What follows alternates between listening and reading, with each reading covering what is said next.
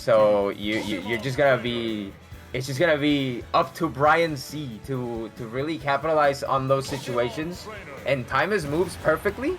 But here we go. We're starting out game one. Then the trusty Ridley versus the Pokemon trainer. We will see. It's not that often to see the Ridley come out. We saw him in TDP, yes, but he played mostly Hero in that Invitational as far as I'm concerned, at least in bracket he did. And of course, when Ridley comes through, people get hyped. We know that this is the best Ridley in the planet by far, by a mile. If somebody tells you otherwise, they're lying. And BryanZ is one of the better Pokemon trainers in the country as well, if not the best, at least in terms of results. There's also Trainer K in Baja California, so you might know him. But we are going to see this power of the Squirtle, who still has yet to switch out. Usually, a lot of other Pokemon trainers by now would have switched, and Bryan took his time. But there it is, just on time, almost as if he hurt you. Switches to Ivysaur there. Now that he sees that, you know, Ridley is climbing up in percent. And as I mentioned before, you can kind of clean out his stocks very quickly because of his weight. And Ivysaur clearly no stranger to killing with those up airs and down airs. And also that up B. Those up B setups can be very dangerous, especially on Ridley. Having such a big body, it's such a big target to hit. Oh, here it is. Oh, but mistimes the downer. Doesn't actually seal out the stock, but tech chase situation on the platform, not gonna convert. And actually Nair reversing that situation with a drop down back air.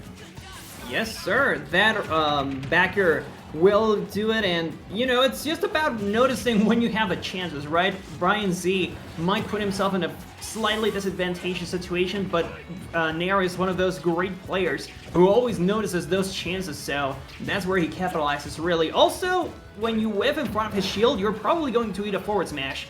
Or if you miscalculate the spacing, you're going to eat it too, because you know Ridley moves back a little bit before he releases his forward smash, and so Nair wins a lot of exchanges through that. And really, part of what makes Nair such a good player is that there is a random side to things. Even if he is not using Hero, who is of course RNG based, there is a bit of a random aspect to his moveset, and you really never know what to expect when you approach him. Yeah, remaining unpredictable is one of the more important parts once you get to these stages of play for this game. It's incredibly important to never give your opponent a pattern to adapt to, because that's when they start that's when you start cracking. That's when players start cracking. But you see the back here, actually seal out the stock on that Charizard, and we're back on the Squirtle, and BryanZ yet to be on the board in terms of stocks. Yes, sir.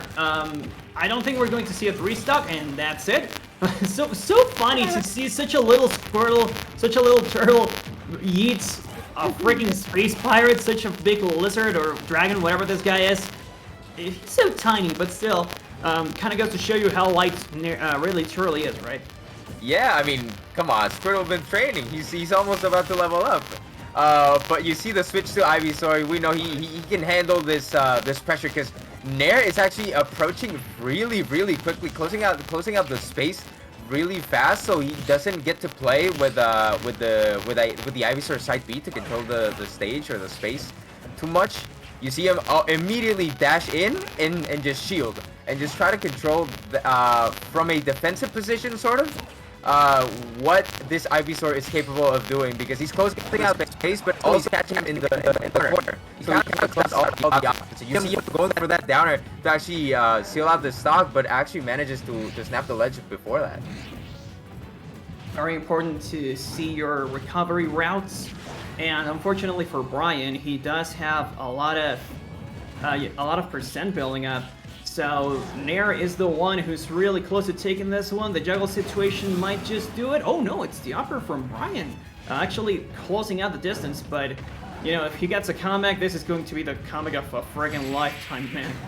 Ooh, no. Not gonna seal out the stock. That forward tilt is not that strong, and from the other side of the stage, not gonna seal out the stock just yet. The forward throw not gonna be it either. And you saw how how BryanZ actually took a page out of Nair's book with that drop down up air to actually seal the stock. But there it is. The ledge trap situation gonna lead to the last stock of BryanZ just completely closed out. Alright, so people are saying something about my mic. It's weird. You hear me well, right, Magnolia? I hear you loud and clear, brother. Have you heard any interference? Does it sound weird at times? Not really, no. That's super weird. That's strange. Jintoki, o sea, banda, yo sé que hay problemas, está muy extraño porque Jintoki tampoco lo escucha, solamente se escucha en el stream. Así que, no lo sé. What's going on? O sea, gracias por decirnos que hay un problema. Sí, sí, sí.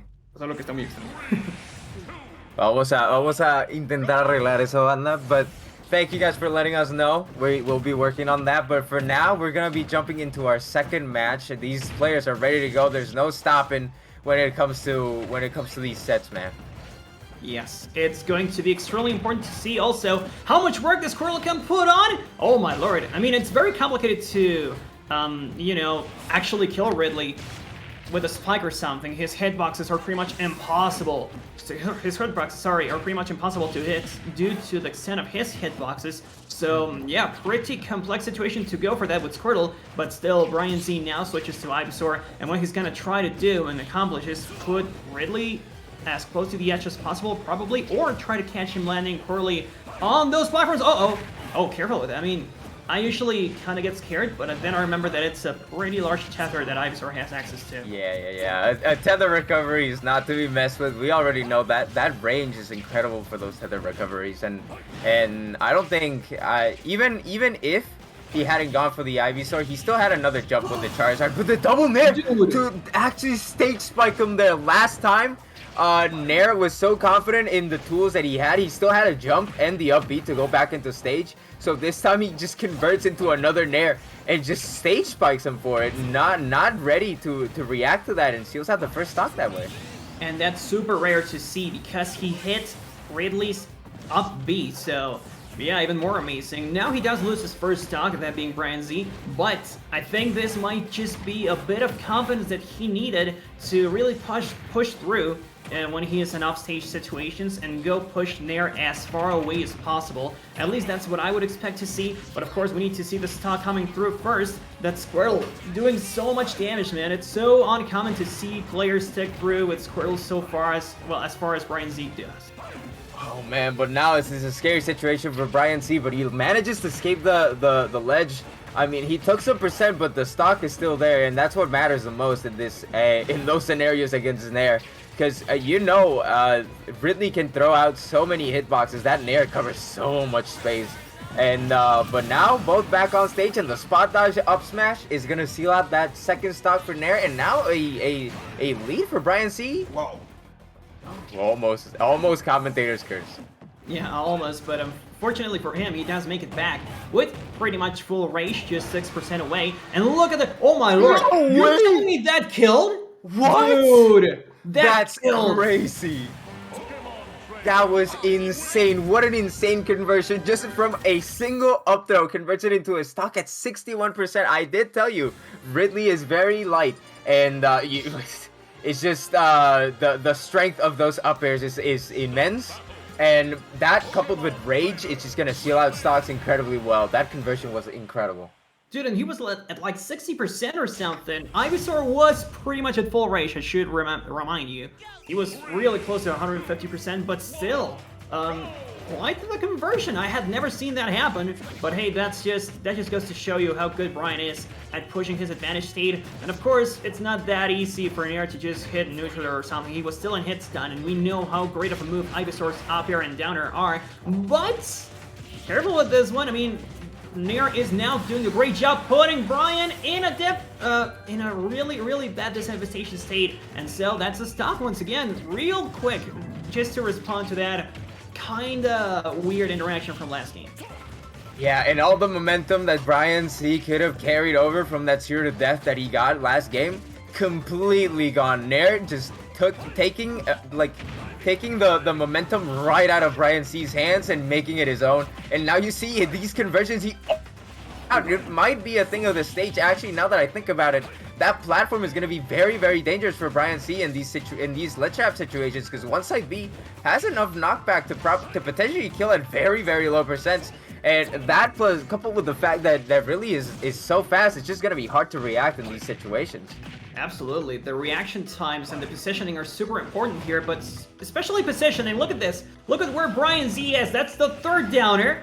That's the one that's going to kill 3 downers later. So really one of the very few characters that are actually able to punish that. Nair usually gets back onto the ledge for free, but he is facing a solid wall here in the form of Ivysaur. But as we say that, the second stock from BryanZ is now gone, and Nair is the one pushing the envelope as to how far he can take this, take this lead. The first game was pretty similar. He got a pretty solid lead in stocks. But now, Bryan, we have seen how good this Squirtle is. Will he make it work? Well, he starts out pretty well. We saw those conversions last game. You can never count out BryanZ out. You can never count him out, and especially with that Ivysaur, just the fear factor has to be there. But all this momentum from Nair is just too much right now. He has to find a way to stop it, stop him in his tracks and convert it into his own. And just as I say that, he starts getting his own little conversions to lead him into the ledge and potentially seal out these stocks. 112% on this Ridley right now, and in very dangerous situation. The up smash actually low profile by Ivysaur's dash attack right there. Could have been a dangerous situation, potentially even a kill, considering that he was holding in, so the eye could have been wrong. But no, actually just completely whiffing, and now this charge shot getting immensely pressured, but that up throw, not gonna be it yet. And I don't want to call it hurt back shifting because that's a pretty complex thing that sometimes happens. But still, Bryan takes that one. He survives the trade, and now he gets the stock. By the way, look at the way he used Charizard. No, dude! When he was trying to get up from the edge, that's going to be the game. Nair wins it 2-1. Quite different from the online era. And like I told you, he defeated Nair in the last elimination bracket to Temporada de Patos, but that was online, so now's the real deal. And so, that's the first game. Remember, this is the second pool of the tournament.